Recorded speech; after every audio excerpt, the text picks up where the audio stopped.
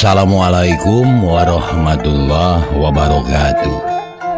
Haturan mitra, alhamdulillah Mang Barna tiasa nepangan di mitra sadaya bade mangdongengkeun deui wae mitra, neraskeun hanca garapan dongeng anu katuna carios kalayan judul Rana Beng Serat karangan Ki Leuksa.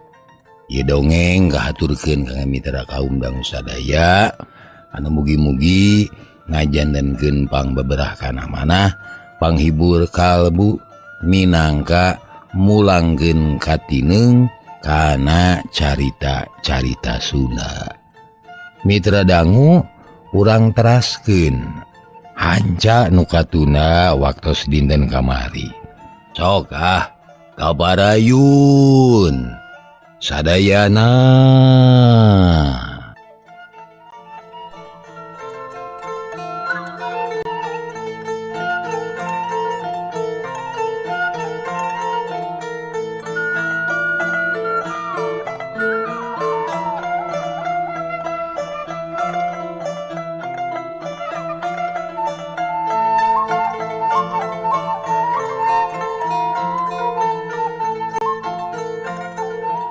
Mitra dangu hanca nu katuna waktos dinten kamari teh upami telepat parantos dugi ka Sari.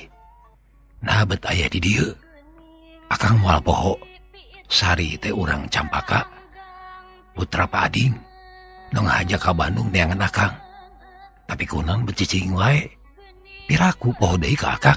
Cek Karmin geus teu asa-asa deui ngabudalkeun isi hate. Lat poho kana kakeuheul jeung kaceceub nu kungsi nyayang dina hatena. Kang Karmin, nah api teh teu lepat ninggal.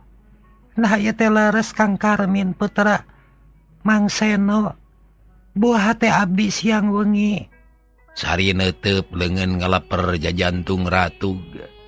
Karmin teu buru-buru ngajawab. Gep leungeunna nyekal pigelang Sari. Geterna hate karasa ngocor mapai getih. Asa nyetrum kana jajantung Sari.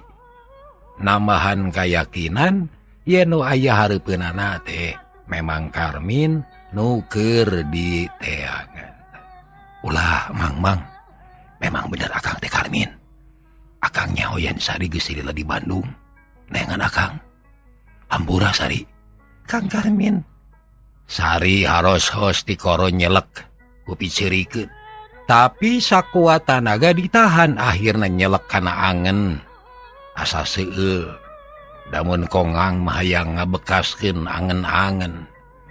Hayang ceurik ngabudalkeun parasaan. Da puguh carita mah teu kaduga. Loba teuing picaritaeun, loba teuing lalakon anu hayang dibudalkeun ka Karmin buah hatena. Jep sajongjongan majempling duanana pahuleng-huleng ngan teu sawangan hate sewang-sewangan. Ngombar lamunan malikan alam ka tukang bet bruh bedehna rembongan. Asa atra hareupeunana. Asa cikeneh karekaran lapan. Lila-lila Sari sadar. Manehna aya di lembur batur, aya di imah batur. Nu sagala rupana kauger ku aturan jeung tata krama kasopanan. Ganjang cengkat. Kang Karmin, abdi teh babu kirang sae. Kikieun sareng dunungan. Abdi mah isin pilih kapan aku juragan istri atanapi ku juragan pameget. Cek Sari bari terus ngaragamang kana piring kotor. Rek nuluykeun pagaweanana. Bener Sari. Naboga imah ulah terangeun. Urang api-api teu wawuh we nya. Bisi matak jadi naon-naon. Rek tulikeun digawe. Wayana sing sabar. Akang rek mandi heula ieu. Sari teu nemalan deui hatena ka baku kabungah lantaran geus bisa tepung jeung nu diteangan. Ngan hanya kal betepung dina kaayaan kitu. Sasat beda martabat asa aya nu ngahalangan. Da cacakan lamun geus lila mah digawena tangtu ngajak balik ka Karmin, ngajak ka lemur pikeun ngahadep ka Balai Nyungjung. Karmin abus ka kamar mandi memeh Bruce ngalamun heula. Pangalaman nugas kaliwat nemongan deui. Bruh breh pilih genti ngagoda kana pikiran. Kamarni mah teu inget saeutik-eutik acan. Lantaran jiwana dipangaruhan ku pangalaman anu leuwih teu heula jeung Sari. Teu nyana bet bisa tepung di dieu. Nah kumaha mimitina atuh. Ujug-ujug aya di dieu Sari teh. Tapi kersaning nu maha kawasa. Mere bunga ka hate aing sangkan tepung deui jeung Sari. Sari. Bagia teman urang teh bisa patepung. Cek hate Karmin. Terus noong kaluar nampo Sari nu keur jongjon digawe. Terus Karmin mandi ngusai bebersih. Jika nurek dikawinkeun sagala dikosok atuh. Sanggeus bersih terus ka kamarna. Disalin ku pakaian anu bersih. Sarog hareupeun Basri milu ngariung lalajo TV. Mang, geuning aya padamel? Saha eta teh? Karmin api-api teu nyaho. Ari jantung mah jadi ratug. Nya men, kapaksa mang teh. Nengan pagawe keur ngabantu-bantu. Ibi maneh sabab loba pagawean anu teu kacabak. Tadi nama mang teh nganalkeun maneh. Tapi ayeuna mah teh bisa dianalkeun geuning maneh teh. Geuning bet minang balik. Cek Basri bari ngareret ka Karmin. Atuh puguh Karmin teh rada kasigeung hatena. Hera pacampur jeung sieun bisi kalakuanana katohjan ku Basri. Punten memang da kumaha tuh abi teh. Seueur kaperyogian, nya pangabutuh mah aya wae. Tapi sing ingat sakali balik moal cukup ku 2000 perak. Ku ongkos ge beak ayeuna bandingkeun jeung cicing meureun ongkos teh bisa digunakeun keur pangabutuh sejen. Keur nambah-nambah biaya dina neangan pagawean. Karmin teu nemalan. Memang kaharti ku manehna oge balik teh meakeun duit jeung tara cukup ku 5 atawa 6.000 da kudu 18.000 wae lantaran boga pamajikan. Lain ulah balik Karmin tapi ulah mineng teuing. Kahiji sing karunya ka Ibi, kaduana sing karunya ka Kolot. Nu penting pisan mah yeuh teu kudu mineng teuing balik atuh. Cek Asmaya milu nyarita. Atuh beuki murengkeun we Karmin teh sabab kala diomongan ku Emang. Hari tadi aya perlu naon deui min? Urusan abdi pribadi ya mah Mang. Teu aya patalina sareng pun bapak. Eta nepangan sobat nu palaing ngiring ngadamel. Margi sami sareng abdi nganggur keneh gitu. Ulah sok kuat kamikiran batur. Pikiran we diri pribadi engke lamun urang geus merenah. Teu naon-naon ngurus batur oge. Mohon kahartos. Moal ayeuna mamang moal wangsul wae kajabi upami aya peryogi anu penting pisan. Nya. Tak gitu we ayeuna mah anggur mah sing getol diajar, sing rajin, maca majalah jeung koran pikeun namahan pangaweruh. Ngarah dina testing teh lulus. Jeung deui teu rugi loba ilmu mah. Moal matak berat mamawa. Mangga Mang, mangga. Da leres kahartos Mang. Yep, jempe Karmin jadi malaweung. Hoream nyarita ari geus dikitukeun ku Basri mah. Da puguh rumah sasalah. Ari Asmaya pok deui nyarita, tapi kana perkara sejen ayeuna mah. Ibi teh boga pagawe awewe kade sing bisa mawa diri. Jeung kudu ngajenan ka papada manusa. Ulah kena-kena kababu aya pagawean ulah ngandalkeun ting pagawe nya. Urang oge tetep boga kawajiban. Moal atuh bi abdi mah moal umaing moal asa jadi dunungan. Moal ngalalawarakeun ka babu. Sawios pada melanu matuh ku abdi mah. Moal diandalkeun ka pembantu. Saha jenengan Nabi? Ngaranna mah Sari. asal nanti Sumedang cenah ngan teu jelas teuing ti mana mimiti nama tapi Ibi boga kayakinan eta budak teh bager moal mata kese ngawarah jeung deui kana gawe geus rancingeus nya nuhun atuh adik itu mah aya anu ngabantu-bantu di dapur gitu Bi nya tapi kade min maneh kudu bisa ngawarahna sangkan sari teh jadi pegawai anu parigel tapi kan yang boga rasa tanggung jawab maneh kudu ngabantu sangkan sari leuwih ngarti jeung nyaho kana tugasna jeung deui kade ulah boga anggapan lain-lain kudu bisa silih ajenan sangkan hirup rukun jauyunan ulah aya pasogregan ceuk Basri mepelingan ka Karmin.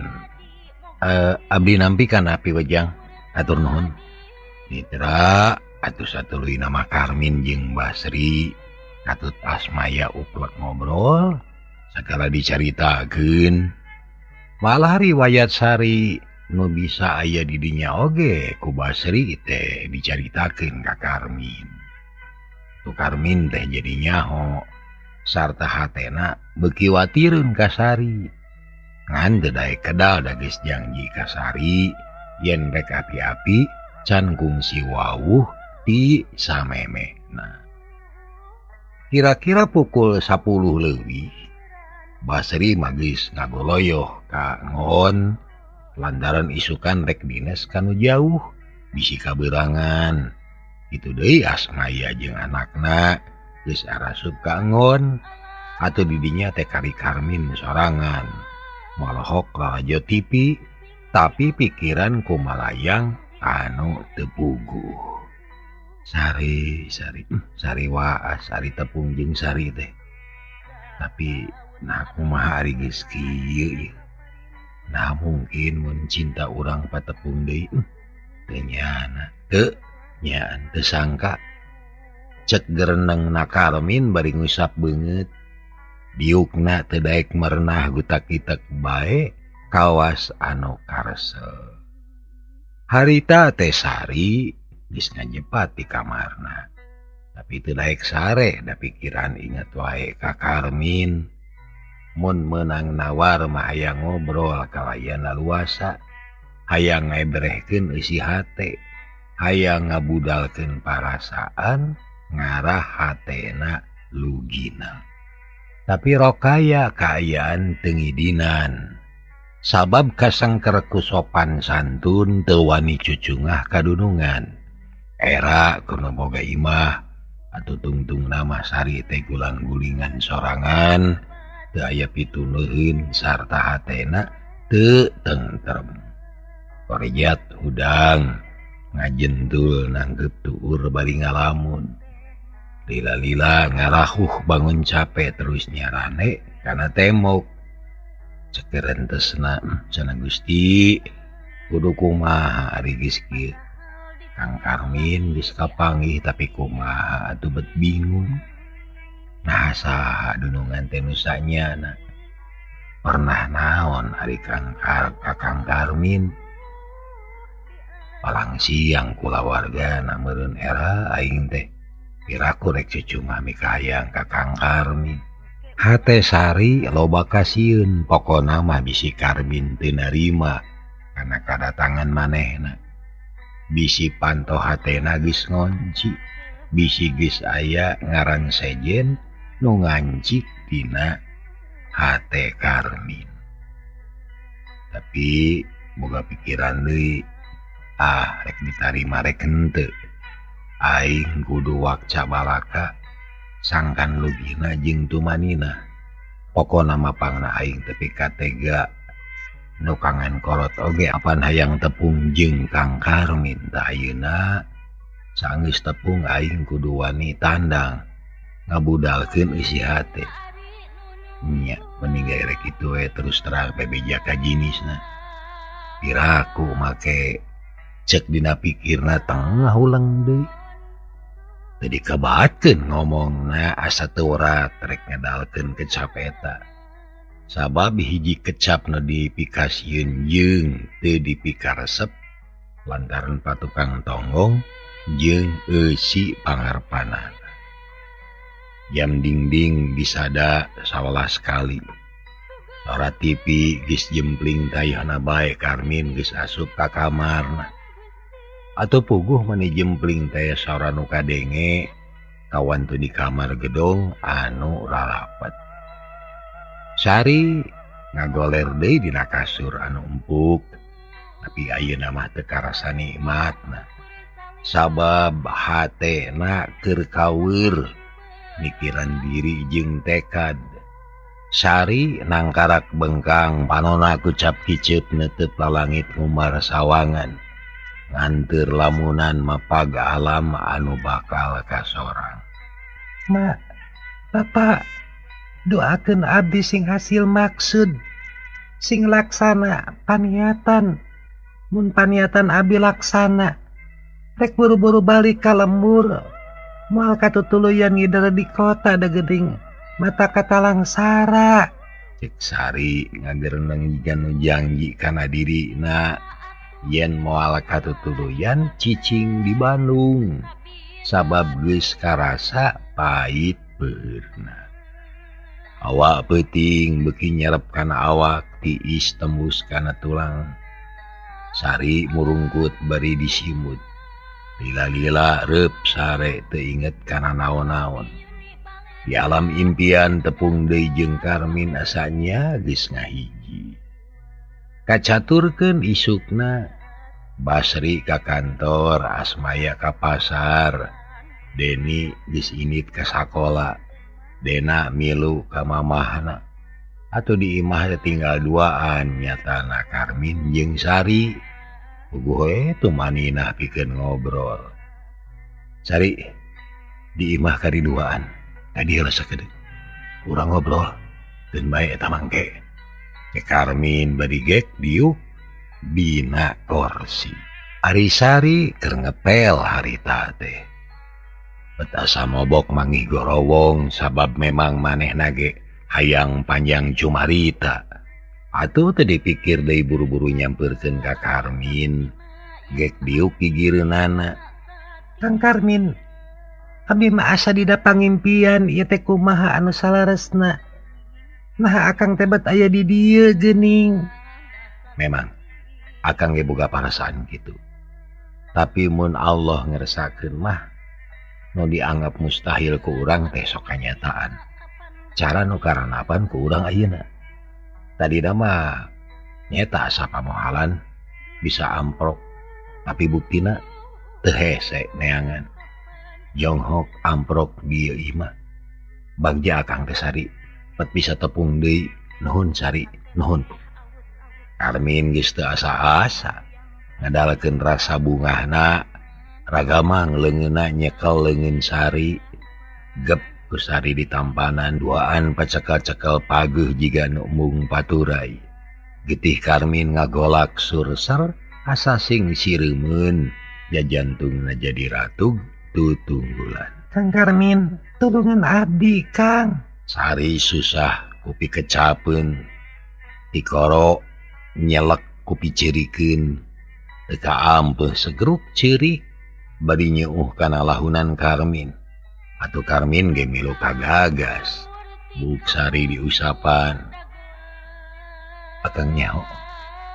Naon nulis kealaman ku Sari.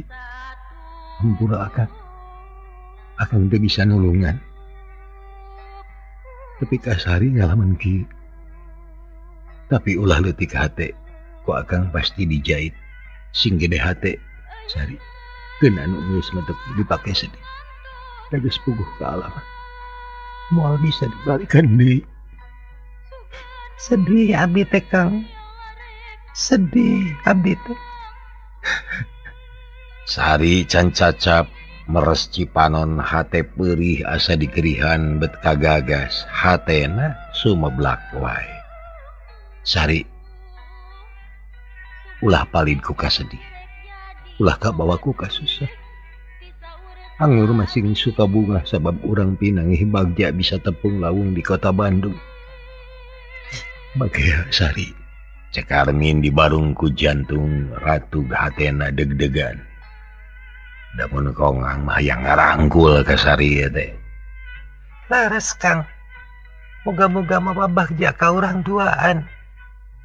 Tanging abdi teh sedih Kang.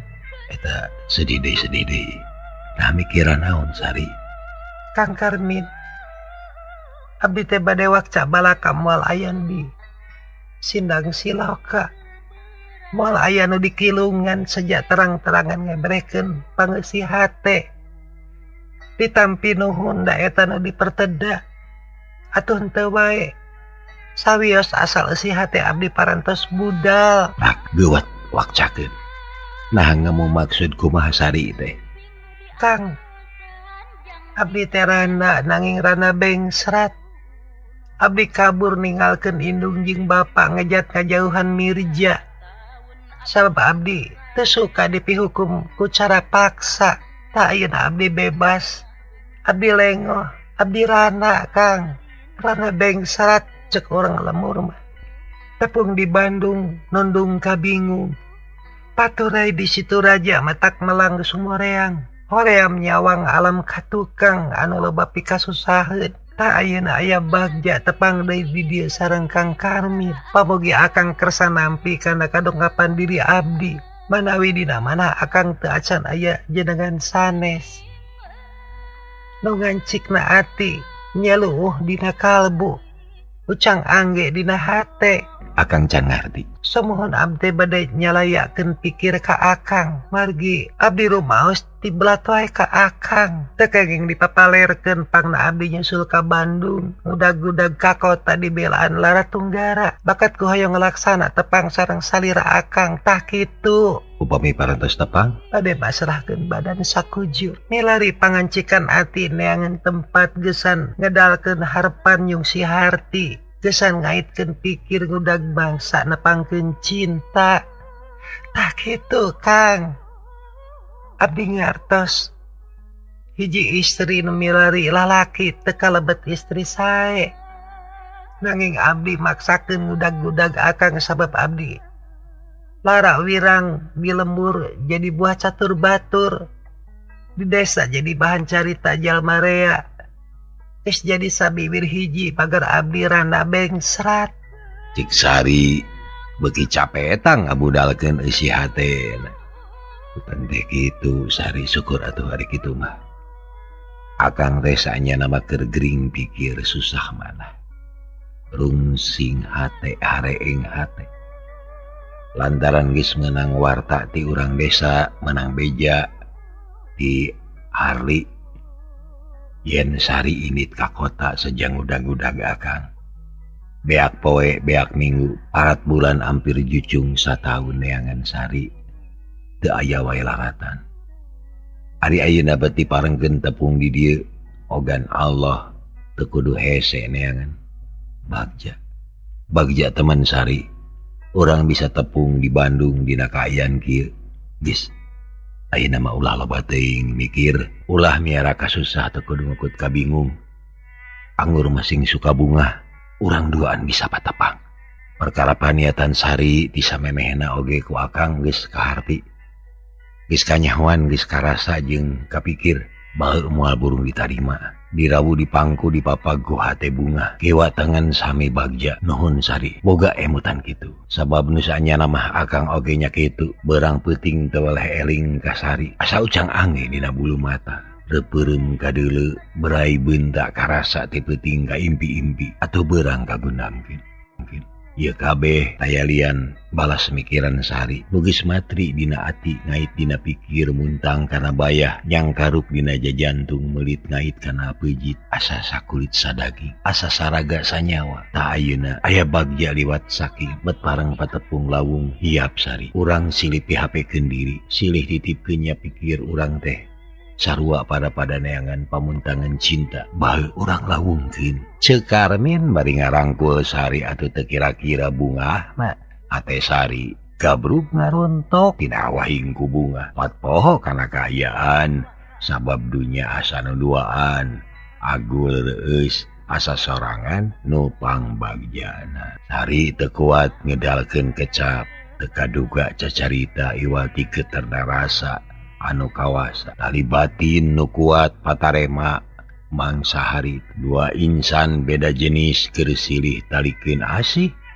pada mentangkeun panah asmara japati sajodo totomplokan namplokeun kason langit mendung geus kalangkung mega malang geus ilang katiup kasapu kabaud ku angin anu ngagelebug kasusah sirna kabingung kabur kasedih leungit kakeung eueuh kalindih ku rasa asih kagiles ku rasa cinta pikir sari jadi bersih hate rehe jempe simpe ayem tentrem taya rasa kahariwang Armin jadi pikir geus ngait dina hati jajaka nu diudag-udag geus nyampak dina rasana asa ngahiji sajiwa moal bisa dipisahkeun poe eta mangrupa lengkah munggaran muka lamaran-lamaran anu pinuh ku kabungah jeung kabagjaan sari ayeuna beda jeung sari kamari bener-bener biji lesari paroman bear malah mai nandakeun bungahna hate jembarna rasa kitu kaayaan sari mangsa harita geus laksana patepung lawung jeung Karmin hiji jajaka nu jadi udaganana nu jadi buah hate kembang soca nu sanggup nyaangan hate anu poe Kang Karmin aya naon deui sari gunung galunggung jangkung jeung luhur gunung cereme kuat jeung badag gunung gede lir paku jagat anu sanggup matri bumi eta kabeh ku abdi mah dianggap leutik sabab aku mah ari nu gede cek Karmin Allahok gede keneh hati abdi badag keneh kabungah abdi moal aya babandinganana tah kitu Kang naon teuing sari akang nya kitu pisan tapi urang teh aya di lembur batur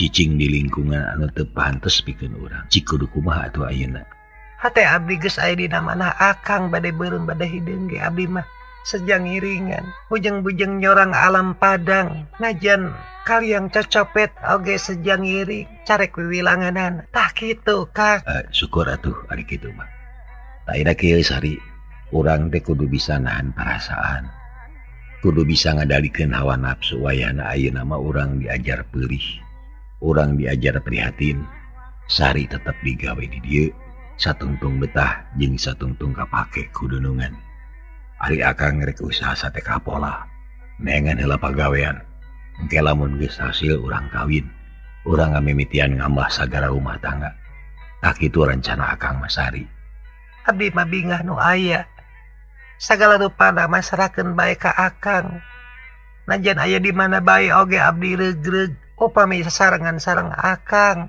nah bener gitu syukur pisan adinya mah gitu palak jalankeun tugas sari salaku pembantu ulah sieun ulah hariwang di dieu mah moal aya pikasediheun sabab bisi sari can terang Basri teh pun paman sarua urang Sumedang asalna mah salemur jeung akang tah kitu sari Karmin ngagedean hate sari mere pangharapan nu pikabitaeun gue sari teh beuki bungaeun tanya na geuning kitu kaayanana mangga abdi mah sejang iringan tapi kumaha mimitina pangna akang aya di dieu cek sari cing horeng hayangeun nyaho kana riwayat Karmin pangna aya di imah dununganana lalakon akang panjang moal cukup waktuna pikeun medar eta riwayat utama nama bisi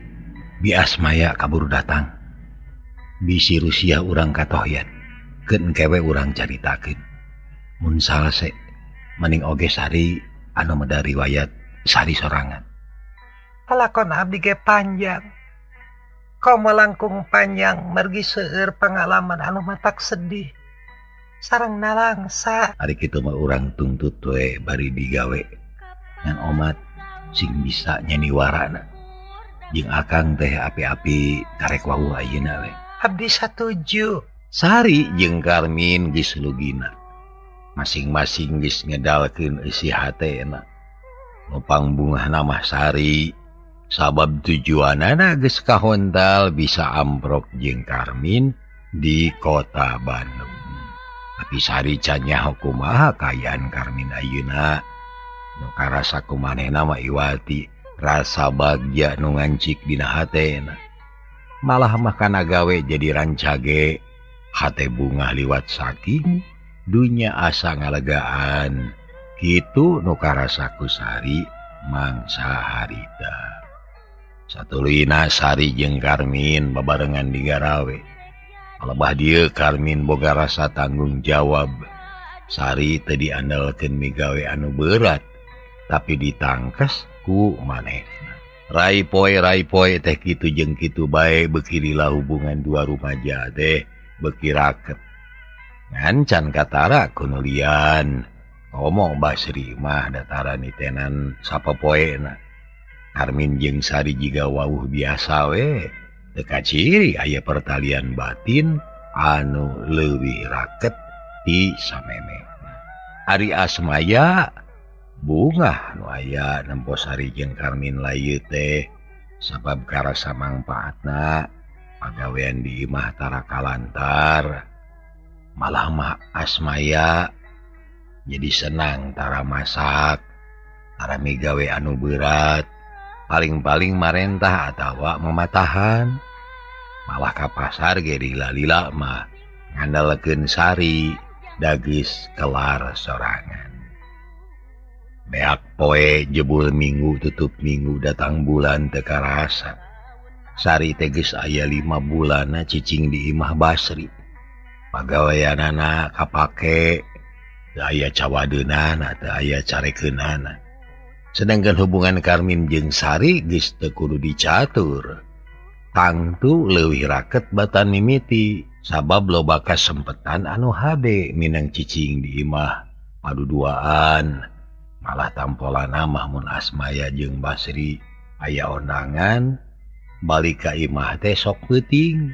Puguh we mere kasempetan hade ka Karmin jeung Sari. Akhirna ngabuahkeun hiji akibat anu matak reuwas. Lantaran dina hiji poe Sari karasa lalanyung, angan murel asa sebel, kana dahar jadi suda, kana gawe jadi haroream. Aduh, tolongan Kang. Cek Sari dina hiji mangsa, harita teh keur nyeseuh sirahna lalieur. Angen murel sarebel orolo utah-utahan, beungeutna bias. Gue Karmin teh reuwas nempo Sari kitu teh. Ngadadak gempeur rampang reumpeng samarpo lah. Gancang muru ka Sari. Dicekel tak-takna. Kunaon Sari? Kunaon? Lieur Kang, awak leuleus. Bisa tokeun nyeuseum mah ku Akang kukumah leungeun urang ke kamar. Sok sarekeun. Sari ngagugu. Sanggeus ngombah leungeun maksakeun leumpang. Bus ka kamarna dibeyeng ku Karmin goledag Sari digolerkeun. Karmin mureleng bari jeung bingung. Kang Karmin, abdi beda rasaan awak lungse teh tangan pangawasa. Kunaon abdi teh Kang? Cek Sari beungeutna beuki sepa sarta sorot panonna layu. Capek teuing meureun, perlu istirahat jeung deui. Usum sales mah ieu teh. Kayak urang nyokot aspirin atuh. Karmin gura giru muru ka tengah imah. Urah koreh kana kotak obat nu memang ngahaja sayagi. Sanggeus meunang buru-buru balik deui ka kamar Sari. Sakalian bawa cai teh sagelas. Harita keneh Sari diinuman. Ubar terus cenah ngagoler di simutan. Asik sabar. Biasa hareng kitu mah. Paling dia lagi 2 poe. Lamun teu cager wae, urang ka dokter minta duitna ka Bi Asmaya. Da kudu Kang da teu puguh nu karasana sakapeung sebel, sakapeung lieur, angan murel wae hayang utah wae. Aduh Kang, eungap. Sari cengkat terus nyeuh ka sisi ranjang. Tetempoan ranyai kararoneng. Cilaka ieu mah. Kunaon atuh nya? Karmin beuki gugup. Kumaha itu pigawean abdi masih keneh seueur. Pilih juragan sumping. Cek Sari Kadahon cabang oke soksieun nu jadi dunungan kaburu datang. Senengkeun manehna ayeuna dina kaayaan kitu. Didaharti awak ngarareunah sareng rebel jeung hayang utah wae. Puguh we Karmin teh beuki tagiwur hatena milu rampang reumpung. Pikeun Sari inget wae kana tugasna. Kumaha atuh nya? Nyakeun ku akang urang anggeuskeun. Karmin buru-buru kacai gusrek nyeuseut. Dimarung ku hate anu kaweur. Dipikiran ku malayang ka mana meniras inget manehna geus mulan malen teu balik ka kadipaten. Tenempoan Marni lenyap hatena sumeblak. Jantungna ratug kesangna ti isernung. Marni, pembura Marni. Cekeran tes hatena Karmin bari terus marsikeun seusehan. Terus dipoekeun karek ge setengahna torojo Asmaya datang. Langsung nanya ka Karmin. Nah, moekeun seuseuh bet kumaneh Min? Ka mana Sari? Hawatos Pi, Sari rarieut saurna ayeuna ge bobo wae. Lieu. Buru-buru ubaran atuh ulah diantep wae kitu. Atos dipasihan aspirin, Asmaya muru ka kamar Sari. Palang bus nyampak teh Sari keur riung kana pojok tembok. Utah bari jeung teu ngabijilkeun naon-naon ukur ciduh saeutik. Sajongjongan mah Asmaya ngahuleng. Heran nempo anu rieut bet kitu peta. Kunaon ari si Sari jiga-jiga anu nyiram? Cek hate Asmaya bari terus ngeteyep ngadeuketan Sari. Nucan nyahoeun yen Asmaya nyamperkeun ka kamarna. Sari, kunaon? Gemeg. Sari ngarenyag langsung ngareret, bari hatena deg-degan. Teraraos juragan lieur sareng harebel. Mohon. Sari ngeluk tungkul tetempuan ranyai, rasaan teu pararugu. Sarekeun heula atuh engke sore urang ka dokternya. Cek Asmaya tuluy nuyun Sari. Disarekeun deui dina kasur Sari teu loba omong. Hatena bingung liwat saking timu rasa was-was jeung honcewang. Asmaya ngaleos deui kaluar bus ka kamarna disalin heula pakean. Geus kitu leos campurkeun ka Karmin nu harita keur beberes. Min, lain geus sabaraha poe Sari teh hareengna. Nyariosna mah name ayeuna Bi. Engke pas sore anteur ka dokternya. Mangga Bi, da loba catur masing-masing migawe tugasna. Ari Sari ngahenen di kamar. Ngararasakeun awak nu asa pasiksak, angen teu daek cager. Mural wae sararebel sirah lieur sakujur awak lalu. Kacaturkeun sorena. Karmin dibahanan duit ku Asmaya sina nganteur ka dokter. Ngalah Sari buru-buru katulungan. Mimitina mah Sari teh teu daekeun tapi ku Karmin terus diolo. Sangkan Sari daek dibawa ka dokter. Abi mah isin Kang. Ulah era-era nu gering kudu buru-buru diubar. Ulah era-era nu gering kudu buru-buru diubaran. Ayo jeung Akang. Da duit mah geus sayagi ieu. Tebih Kang. Deukeut di jalan ka dapura. Ayo tanggeus tarapti Sari ini tibarengan ku Karmin. Kaparengan aya neng naon ngaliwat. Cager pohara mitra nganyakal ka bujeng neng no. Dugi ka dieu heula insyaallah enjing diteraskeun deui. Nuhun kana perhatosanana hapunten samudaya kelepatan. Timangbarna billahi taufiq wal hidayah. Wassalamualaikum warahmatullahi wabarakatuh. Ciao.